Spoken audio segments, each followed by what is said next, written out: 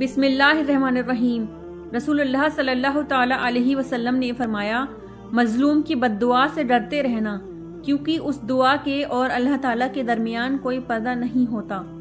جو آدمی تھوڑی سی روزی پر راضی ہو جاتا ہے تو اللہ تعالیٰ اس کے تھوڑے سے عمل پر راضی ہو جاتا ہے۔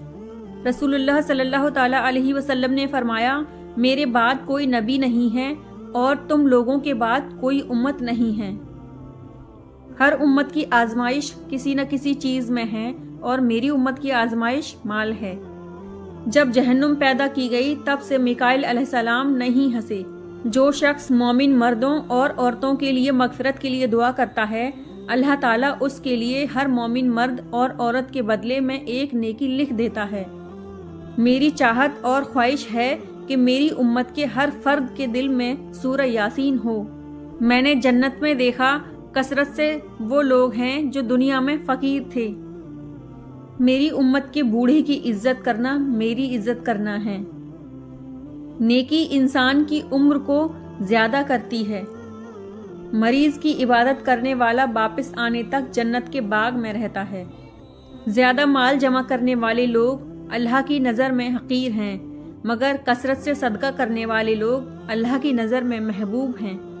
خیرات کو مت روکو ورنہ تمہارا رزق بھی روک دیا جائے گا۔ جو عورت اپنے خاوند کی اجازت کے بغیر گھر سے نکل جایا کرتی ہے، وہ گھر آنے تک یا خاوند کے راضی ہونے تک اللہ تعالیٰ کی ناراضگی میں رہتی ہے۔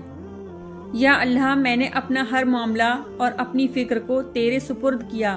یا اللہ، مجھے اس چیز کی خوشخبری عطا کر دے جو دعا کی صورت میں نے تیری بارگاہ میں پیش کی ہے۔ مسلمانوں، اپنے گھروں میں اکثر قرآن مجید پڑھتے رہا کرو، کیونکہ جس گھر میں قرآن مجید نہیں پڑھا جاتا اس گھر میں خیر و برکت نہیں ہوتی۔ اللہ تعالیٰ فرماتے ہیں، میرے ذکر کے لیے وقت نکالو، میں تمہارے کاموں میں برکت عطا کروں گا، ورنہ دنیاوی کاموں کی کثرت تم پر اس قدر مسلط کر دوں گا کہ تمہیں فرصت ہی نہ ہوگی اور سکون سے محروم ہوگی۔ کھانا اکٹھے کھایا کرو، کیونکہ برکت جماعت کے ساتھ ہے۔ انسان کا سب سے بہترین دوست اللہ ہی ہے۔ بہت جلدی مان بھی جاتا ہے، پرانی باتیں یاد نہیں کرواتا، اپنے پاس سے کبھی مایوس نہیں لوٹاتا۔